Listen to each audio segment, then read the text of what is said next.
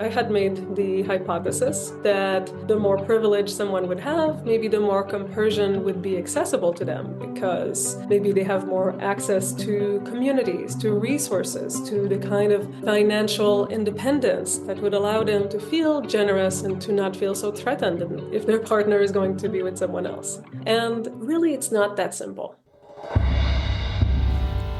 Welcome to the Relationship Diversity Podcast, where we celebrate, question, and explore all aspects of relationship structure diversity, from soloamory to monogamy to polyamory and everything in between, because every relationship is as unique as you are. We'll bust through societal programming to break open and dissect everything we thought we knew about relationships, to ask the challenging but transformational questions: who am I, and what do I really want in my relationships? I'm your guide, Carrie Jaroslaw, best-selling author, speaker, intuitive, and coach. Join me as we reimagine all that our most intimate relationships can become. Today's episode is part of our conversation series. I'm just one voice in this relationship diversity movement, and it's important to bring more unique perspectives into the conversation. Today, I'm so excited to bring back on my beautiful friend and leading compersion expert, Dr. Marie Thouin. I first spoke with Marie almost exactly 1 year ago about her groundbreaking research on compersion. And she's back a year later to talk about all that's transpired over the past year, including the recent release of her new book and about some of her findings about social positionality in relation to compersion. I learned so much from her and was really surprised with what her research uncovered. I'm also going to link her first episode in the show notes because although we do define compersion towards the beginning, that episode will provide a great foundation for this one. But first, a little about her. Marie Thouin, PhD, is the author of What is Compersion? Understanding Positive Empathy in Consensually Non-Monogamous Relationships, the first ever comprehensive book on compersion. Marie has published seminal research studies, the first encyclopedia entry on compersion, and is the creator of www.whatiscompersion.com, a popular website that features her research, blogs, and a list of resources on the topic of compersion. Her work has been featured in several magazines and podcasts, including Elle, The Savage Lovecast, and Multiamory. She's also the founder of Love Insight, a mindful dating and relationship coaching practice where she supports and guides people of all backgrounds and relational orientations to create intentional and vibrant love lives. Let's get into the conversation. Hello, everyone, and welcome to this episode of Relationship Diversity Podcast. I have my friend here, Dr. Marie Thouin. I can call you my friend now. And you are the first repeat guest that I've ever had. Our first episode together on this podcast was a year ago, June 8th, 2023. We had just met. I think I felt instantly connected to you when I first met you. And over this past year, we've actually met in person twice, and I just feel so much love and gratitude for the work that you do in the world. You are the leading expert, and I'm going to say that you are the leading expert on compersion. And I am going to have your first episode tagged so people can go listen, because that was an amazing episode. And so much has happened in this past year that we're going to talk about. But first, let me welcome you, my friend, Dr. Marie Thouin, back to the podcast. Welcome back. Oh my gosh, Carrie, thank you so much. I'm so honored to be your first repeat guest and to be Yay. your friend. I just really adore you, and I adore your podcast and the work you do in the world as well. So thank you for the beautiful words and for welcoming me again on your Yeah. podcast. I'm so excited. I'm so excited because we have so many new things to talk about. And it has been a whole year since we last heard from you on this podcast. You're all over the place, which is amazing. We will get into kind of what this past year has held for you, specifically with your research and the projects that you're working on. And I want to start with the foundation for anyone out there who does not even know what compersion is, has never heard the term. From the leading expert on compersion, Marie, can you give us a definition of compersion, what it is, and how it feeds into relationships? Thank you for starting there. It's a good foundational question.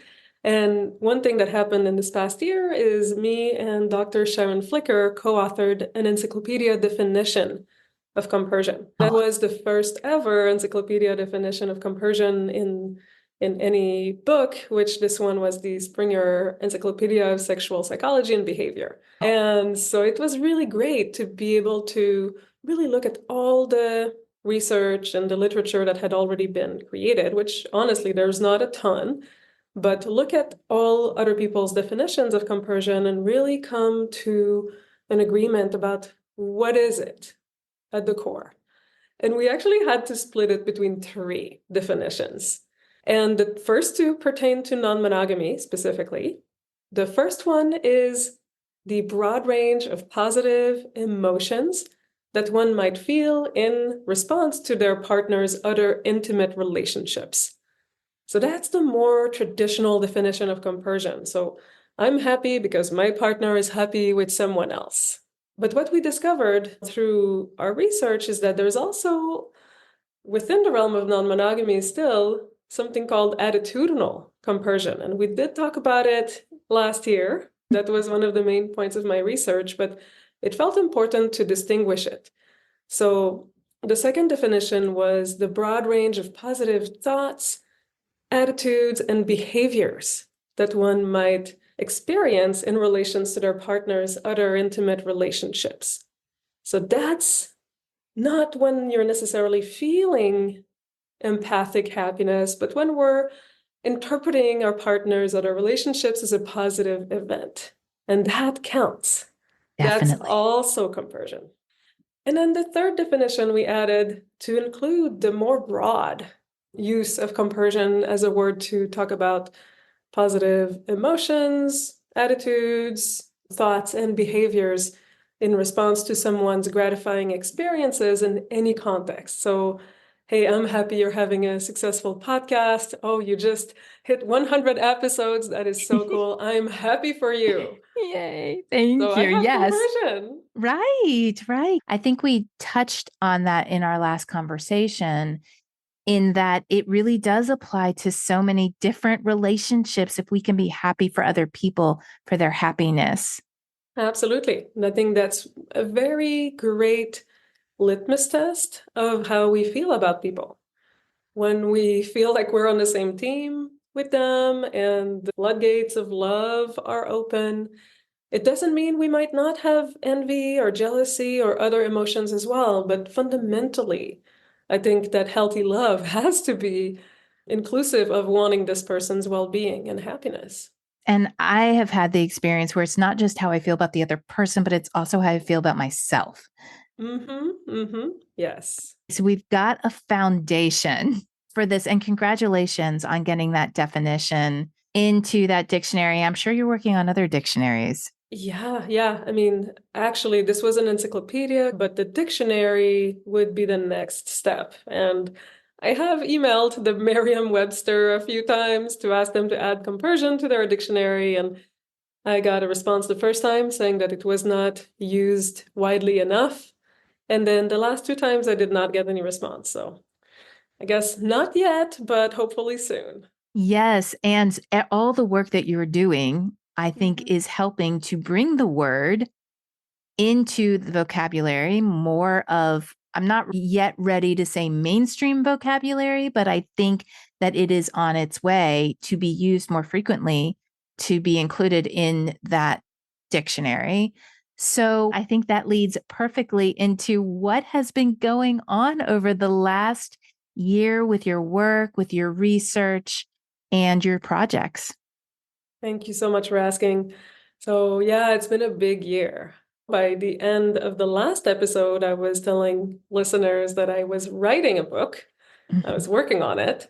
I had just gotten a book contract with Roman and Littlefield.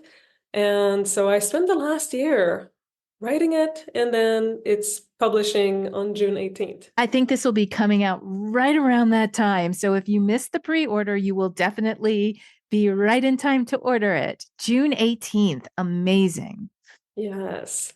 So it's been really an adventure. And to be honest, when I started writing this book, I thought it was going to be more or less easy because I already had all of the research done and I had my dissertation done. But what I realized is that I needed to actually do more research and a lot more writing to create a really great, comprehensive, scholarly book that people read and really get a lot out of. Mhm. So I decided to go on and do an additional set of research, a set of interviews with people to tackle two things. One was social positionality and compersion. So one thing I had not addressed in my dissertation initially was the intersection of compersion with different identities like age, gender, race, sexual orientation, socioeconomic status, disability status, and so on.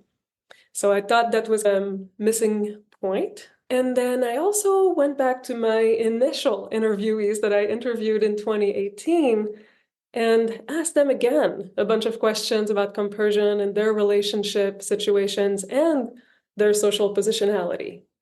So that basically doubled my research. And I'm so glad I did it.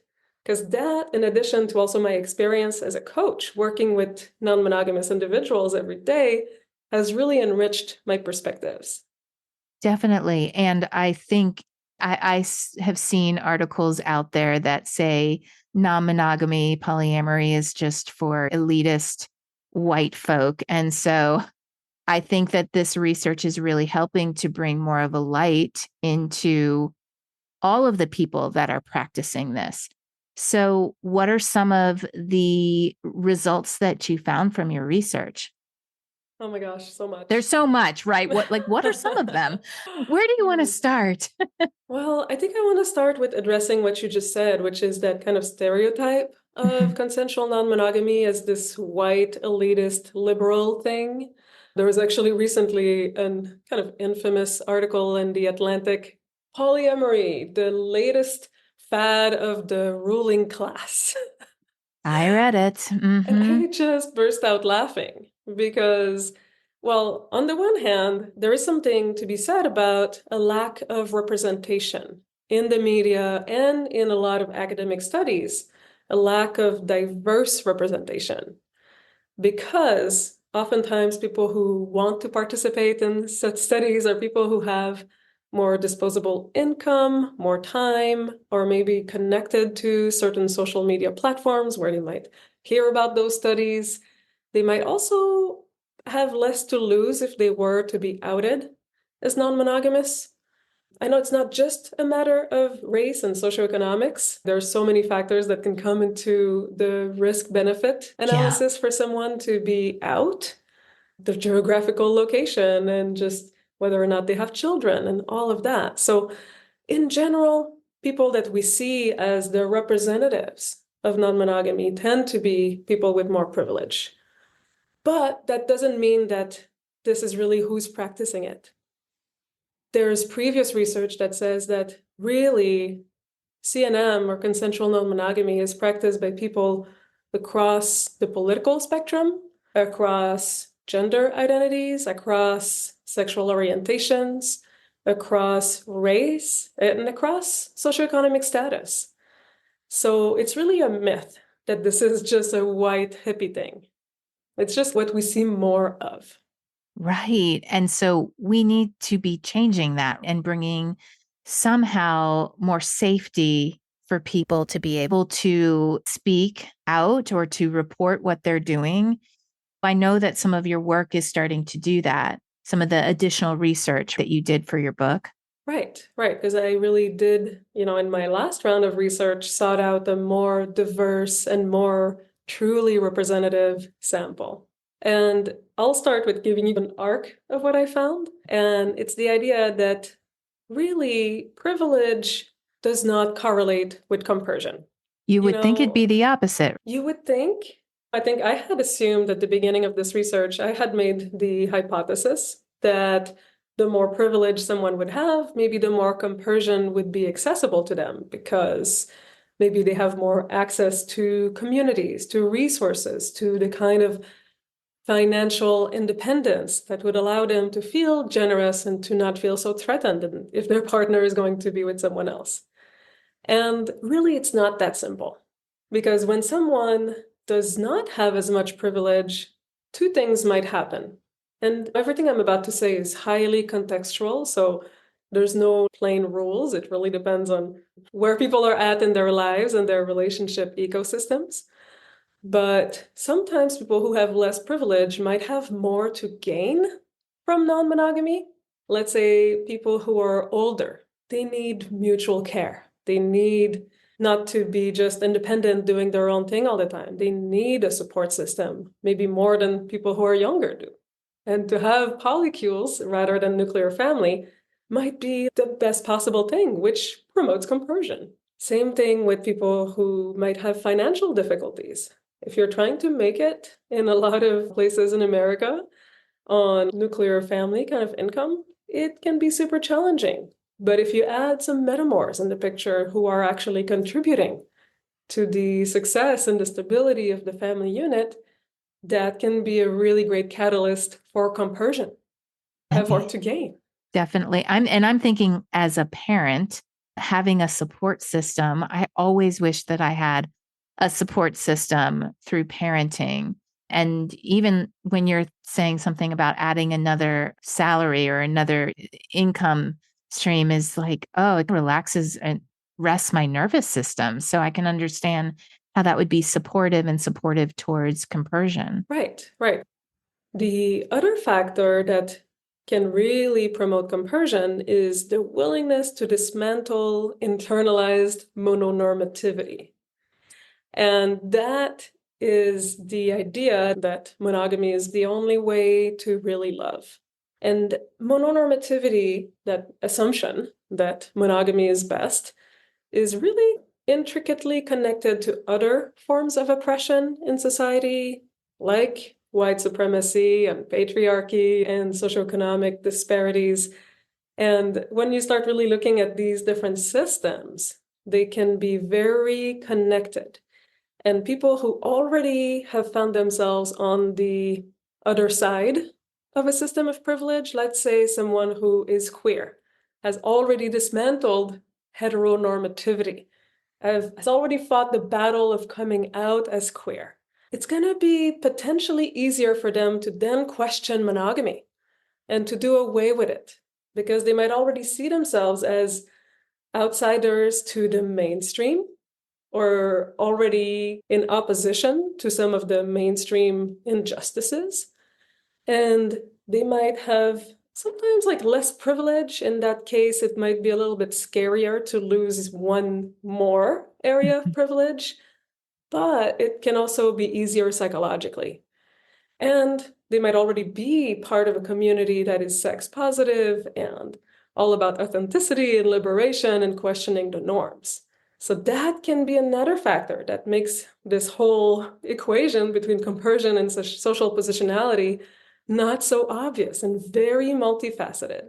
That is so interesting. Yes, I can see it's almost like when you have faced something that is a coming out and is a saying, this is who I am, then yes, there is that fear, but there is also, I have done that and come through.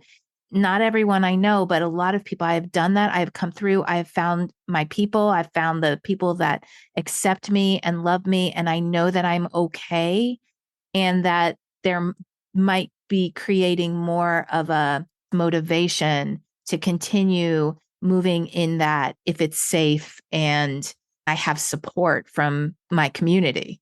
Exactly, exactly. Having support from a community is really one of the key factors of compersion in general, whatever people's identities are. Having a community that is supportive of a non-monogamous identity is super key.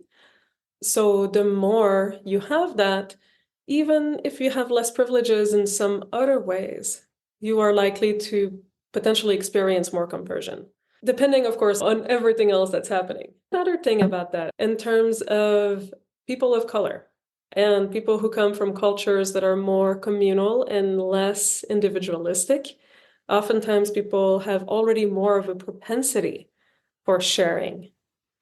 And people, on the other hand, who are very privileged might have more of an individualistic mentality where we have never really learned how to share, really. And we've always learned to be, and I say we because I identify like that. I come from a middle class white family in Canada with the mentality of you should do everything yourself. You should not depend on anyone. You should be so autonomous and not really ask other people to take care of you. And there is a sort of power and empowerment that come from that. But on the other hand, well, it's disempowering because I really had to learn about friendship and sharing and being part of communities where we can help each other. So it's almost working against the thought that privilege creates more compersion because of these cultural differences.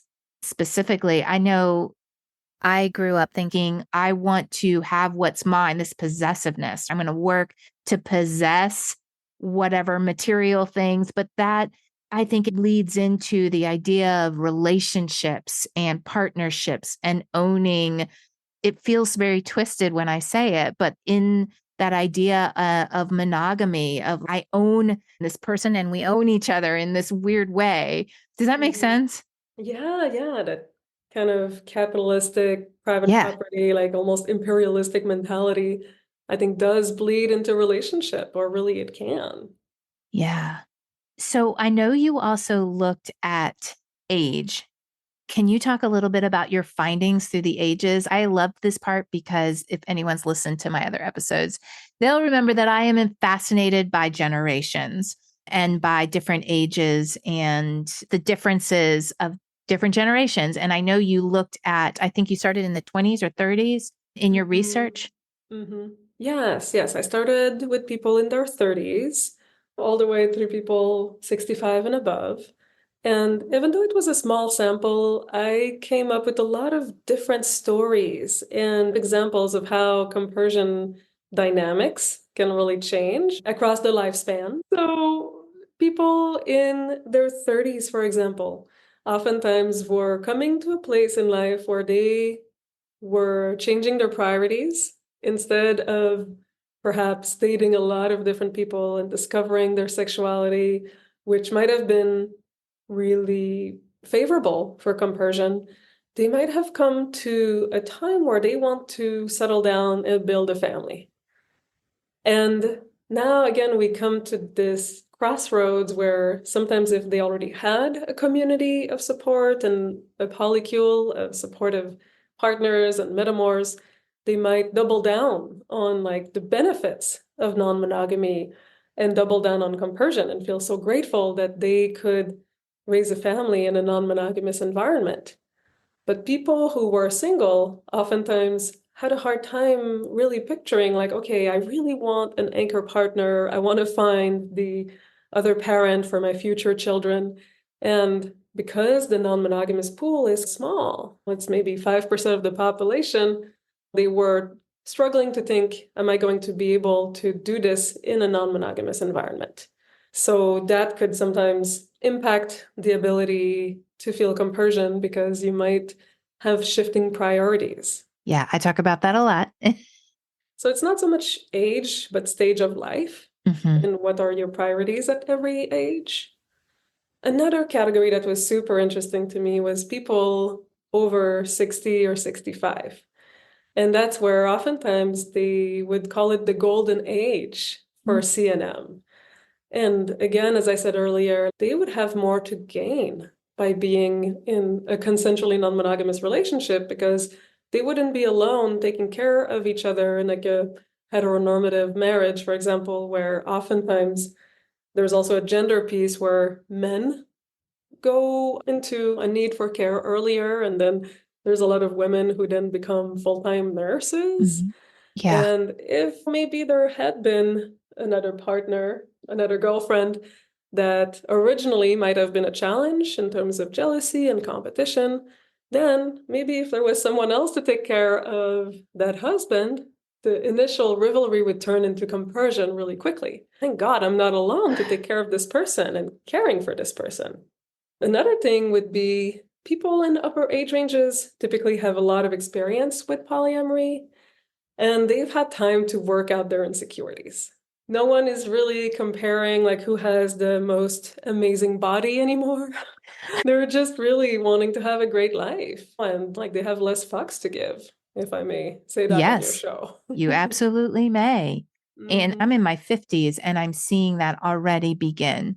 Maybe not to the extent yet of what you're talking about, but there is definitely, again, it's a focus on what's important. And the importance is less on that person has a better body than me or like my body, but more so connection and feeling love and expanded love. So I see those priorities changing. Right. And another thing is when they were in the same ecosystem for a long time with the same metamors, sometimes they would have observed their metamors go through difficult stuff. And instead of just having this jealousy or this kind of romanticization of their metamors as like, oh, they're so lucky, I'm comparing myself negatively to them, it would be like, oh, wow, they just went through the death of their parent. They're a human being just like me. Let's Mm. actually embrace their humanity rather than see ourselves as separate. Wow, that's powerful. Those kind of perception changes, I think, can definitely help with compersion and coming together. Anything else in the age area? I do have a funny story for you because the age category or the age section of my book ends with a really fun anecdote that's called post-death compersion. Oh, And that came up from an interview with a 75-year-old man who had been poly for a long time. And he said, compersion actually expands after death, after people die. At our age, we go to a lot of funerals. mm, And I was at my buddy's wake the other day, and people were standing around the coffin saying the kind of good things that people normally say around like someone who died, like, oh, he was so competent, he was so nice, blah, blah, blah. And then a woman starts saying, yeah, and he could really give good head. And then his widow just smirks and nods her head gently. And then another woman who had been a lover of his says, oh, yeah, he could really give head. And they were all complimenting him on his sexual skills after death and having this experience of compersion. They had been this man's lovers and they were having this shared communal positive raw tender experience together.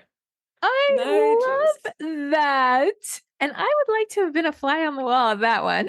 Wow, that's great. Yeah, because I think when you're in it, there's so much that you get triggered by that can work against a compersive attitude or feeling. But when it's all said and done, you're like, well, this is where I am. And a lot of times I think it comes from fears and feeling not good enough or not as good or not as worthy. And I think as you age, those things either work their way through or you just have a different perception of what that even is and how you show up in the world. absolutely, absolutely. To close that section, when people of a certain age lose their hinge partner, let's say two women lost their common male partner in a heteronormative relationship, they would really be the best person to support each other because they would really get it. They would be grieving the same person. And so there can be a form of compersion there too. It's not the kind of traditional definition of compersion, but there's this sense of we're in this together. We're loving the same person together. That's so powerful and supportive, which I think a lot in its best, CNM is supportive when we're feeling good. It not always, because we're always working through our stuff, but that just sounds like a really beautiful, supportive experience. Mhm. So I'm curious about geographical location and how that aspect of social positionality affects compersion. Yeah, that is a big one. And I didn't study it at length. I don't have a full section, but it kept coming up. And people really told me that it had a huge influence on how much community belonging they could access. So people who lived in more rural area or more conservative areas typically did not have as easy access to CNM communities. They typically did not have access to any diverse CNM communities. Like people of color typically said, I have to fly to Atlanta or New York City or Los Angeles to have really racially diverse CNM communities and parties to go to. Otherwise, it's very white. So geographical location had a lot to do with access to community, which in turn has a lot to do with promoting compersion. Because when you are feeling like you have a supportive community to be with, then there's more of a sense of abundance. You can find partners more easily, and you also have a lot of role models and networks to support you if you're going through hardship or to model non-mononormative behaviors like compersion. And as humans, we learn by example. So having community is really key. And the more you are in an urban area where there are those communities available, then the more access you have to that. Yeah, I can imagine being isolated leads to more jealousy instead of compersion because, like, I got to hold on to what I have because I don't have a lot of ways to connect with other people in this small town. Yeah, I think that you are spot on there. And the other thing I'll add is also oftentimes in a small town, it's more risky to be outed as different, especially if you live in a more religious place where people can not only maybe not give you the job, or there's things like that where there's no protected category, but they can really come after you. They can really come after your parental rights and housing rights. And that is really dangerous and scary. Definitely. So, on the heels of geographical location, can we move towards socioeconomic classes and what you found in terms of that with relation to compersion?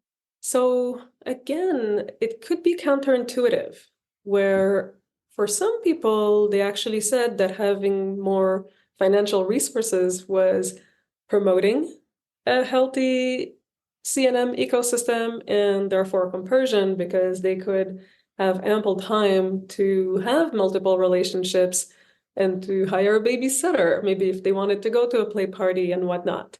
So that can bring a little bit more access and benefits in that realm. But other people said that actually having financial difficulties had promoted compersion because perhaps like a metamor would move in with them and help with the chores and with the groceries and with the rent.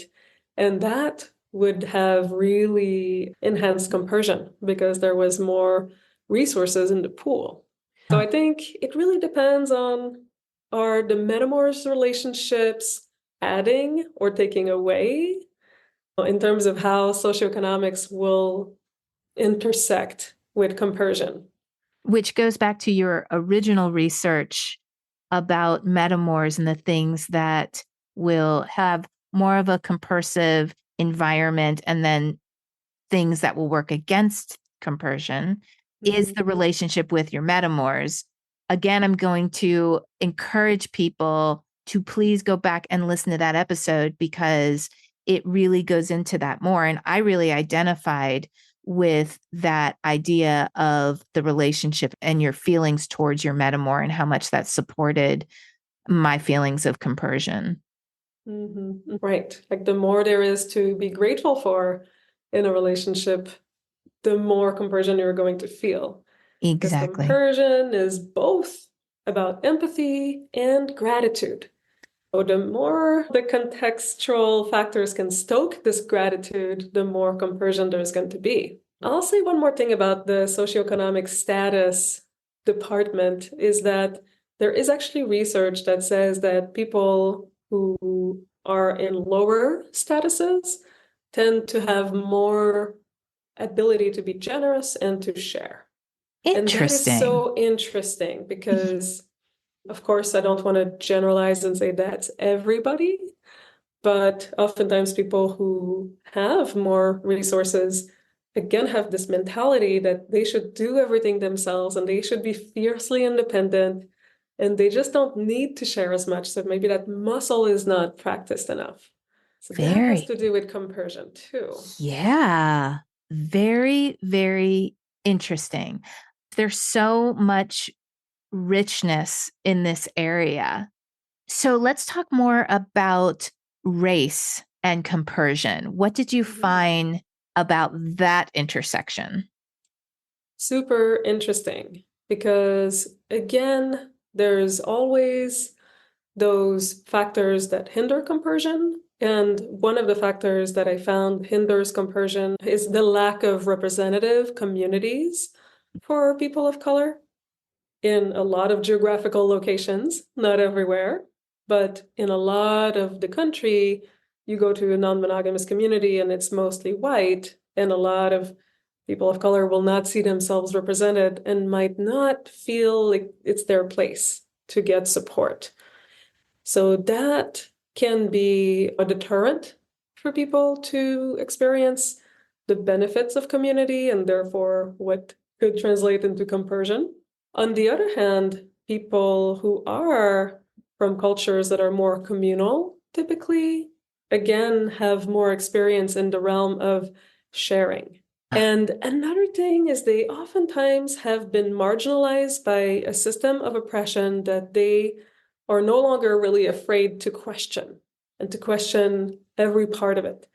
So I had a really great conversation with Evita Sayers, who is a poly activist and who coined the term compersion as resistance. And that is the idea that as a person of color, you have been told that your existence is less worthy than a white person's. You've received that message from society. You've been marginalized based on your skin color. And that can be internalized as oppression and this narrative that you're worth less than the next person. And you can take that in one of two ways in a context of non-monogamy. It can fuel more competition and jealousy and insecurities, especially if there's metamors of different racial backgrounds. But some people will take this situation and go the other way and develop this kind of positive defiance and resistance and say, you know what? I'm not going to come from that place. I'm going to come from a place of abundance. And yes, I have a lot to share. And we're all in this together. And we're not oppressing each other through this non-monogamy situation. We're actually being oppressed by the system. But let's actually really share and have this radical mode of relating where we're actually resisting the whole system that's telling us that no, we need to possess, we need to control, we need to dominate, we need to feel bad about ourselves. Actually, we can be an activist through our relationships and through not only the way we act, but the way we feel. That makes my heart come alive because to be an activist in love and in doing things differently in that way is really exciting. Right, right. It really brings back a sense of agency. And yes, I don't need to be told what to do, what to feel, how to relate, how to treat people. And even when I'm not feeling compersion emotionally, I can still behave compersively. I can still have a compersion ethic guiding my behaviors and how I treat people. And that is activism. That is world changing. Definitely. Wow. Powerful. I'm Mm-hmm. excited to see where that work goes. I just interviewed Dr. Christopher Smith about the intersectionality between race and non monogamy.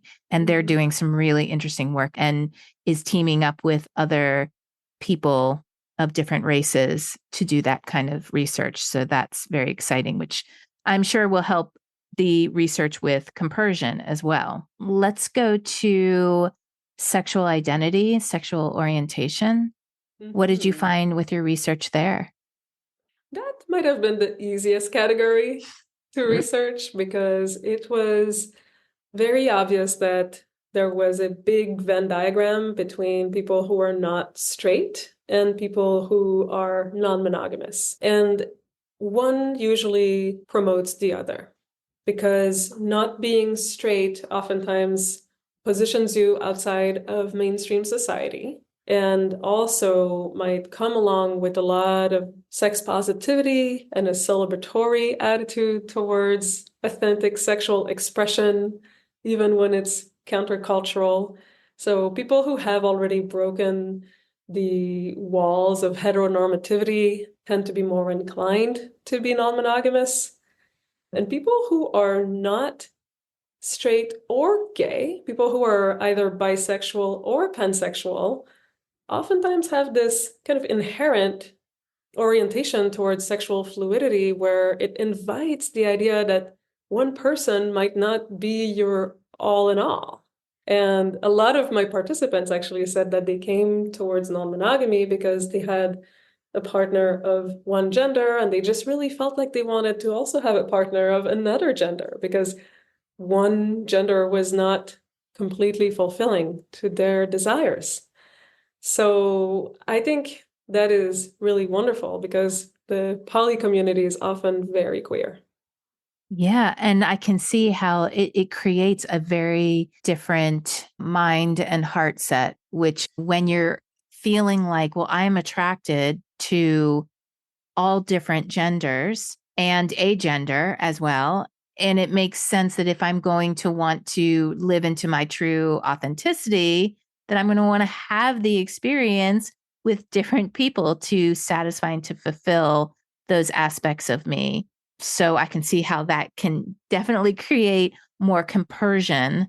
Right, right. I had a participant who was saying that compersion is ultimately very romantic because I'm your partner. I want to give you what you really want. If it Mm. is to have a man and a woman, they're present with you, making love with you. That's what I want you to have. That's the highest expression of romance for me. I love that. Yes. Yes, may we all move in that direction. Are there certain areas that you're really excited to go into with further research in these areas? It would be very interesting to look at it with a bigger sample because really I only had about 22 people in my initial sample, and I also conducted 7 additional interviews with CNM educators and activists and experts and coaches to get more perspectives. But ultimately, it would be great to have a bigger sample to investigate those things. I feel like I just scratched the surface of this kind of research. It hadn't been done before, and I hope it will be done a lot more. So, more of everything. I'm so thankful that you have gone through all of this about social positionality and compersion. What I love is that you haven't talked a lot about this in other podcasts. And so I think it's just a great thing to bring to people's attention. But there's so much more in your book about compersion. And you have spent the last several years researching all of these other areas that you talk about in your book. Where do you see the field of compersion research going in the future? I think we need a lot more research in general with bigger samples. So in my book, I talk about a compersion model that really takes into consideration the factors that promote compersion and the factors that hinder compersion and what impact they have in someone's relationship ecosystem. And I developed that model from a small sample of qualitative data. So it would be so interesting to test that with bigger samples of people and see, are there holes in that model, or can it be expanded, or is it really a solid model that includes everyone and that works for everyone? So that would be a really great research project for somebody. And I really would love to see compersion researched in other areas besides non-monogamy, because the field of positive empathy in general in psychology is under-researched. We have a lot of empathy research that talks about empathy for negative and sad life events, but we don't have a lot of research about positive empathy and sharing other people's joy. So I would love more research to be done on that in all relationships, monogamous, siblings, relationship, friendships, colleagues, and how these experiences really impact our lives and impact society. I second that because I think that compersion has the ability to heal so much divisiveness that we have in the world. If we can feel joy for other people's joy, in addition to feeling empathy for other people's suffering or challenges, but feeling excited for other people's joy, it feels to me like it will create more joy in the world. Yeah. I think, again, sometimes you might not even need to feel the joy to support the person, like to have either the empathic joy for somebody or to really be unconditionally supportive of Mm. somebody else's well-being and success. It is, to me, about healing our relationships and really looking at what parts of us are standing in the way of that. And that can be a really great flashlight to illuminate where we are at and what are the insecurities and the fears that might be coming in the way of that. And it's a really great litmus test. And you work with clients. So you work with clients to help them go through this process. Can you Yes, talk a yes, little bit yes. more about the work that you do? Absolutely. So I work with people and sometimes couples on every aspect of their relationships or dating. So I work with folks who are single and dating, people who are in relationship, people who are opening their relationship to non-monogamy.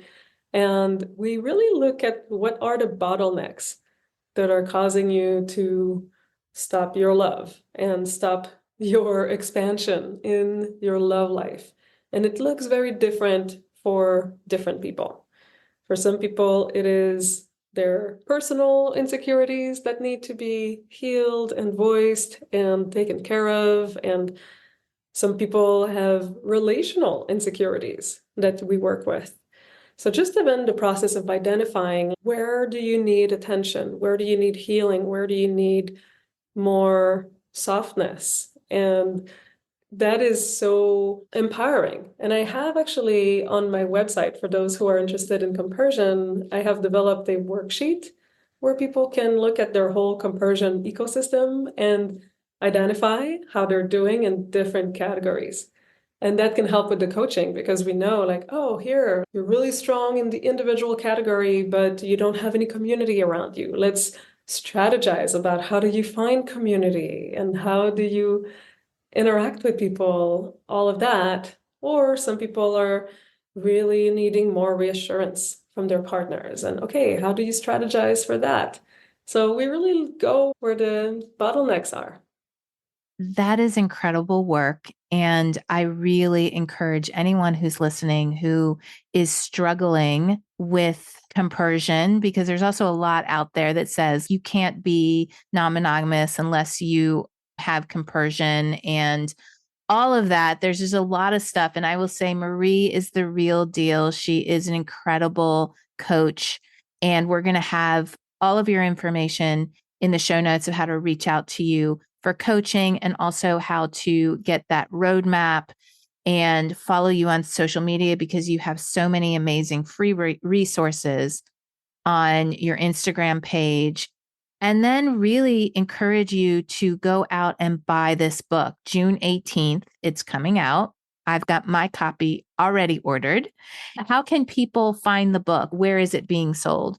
It's being sold on Rowman and Littlefield. That's the publisher's website. You can buy it on Amazon, Barnes and Nobles, or wherever books are sold.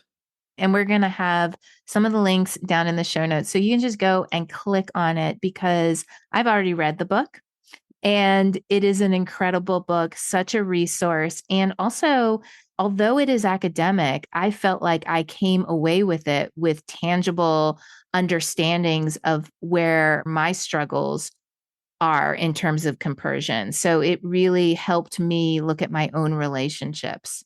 So I highly recommend that. Well, it's been a year, Marie, and here we have had an update. Where do you think 1 year from now, if you were to just have your dreams come true, where would you be 1 year from now when we come back for the third time on June 8th, 2025? There's so many possibilities, but I would love to be writing my second book by then. I really want to write a book that's going to be less academic, more accessible to a larger audience, I think.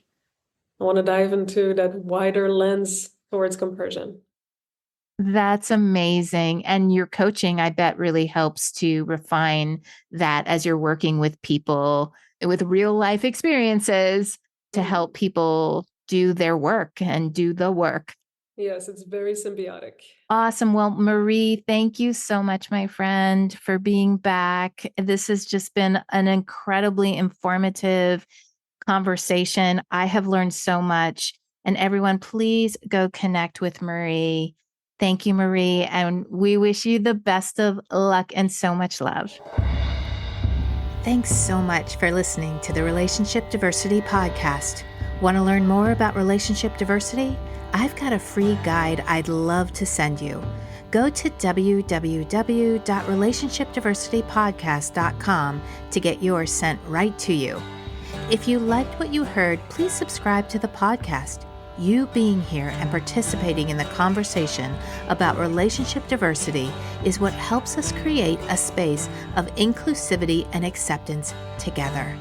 The more comfortable and normal it is to acknowledge the vast and varied relating we all do, the faster we'll shift to a paradigm of conscious, intentional, and diverse relationships.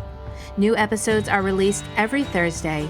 Stay connected with me through my YouTube channel, where I'll give you even more free resources and information all about relationship diversity.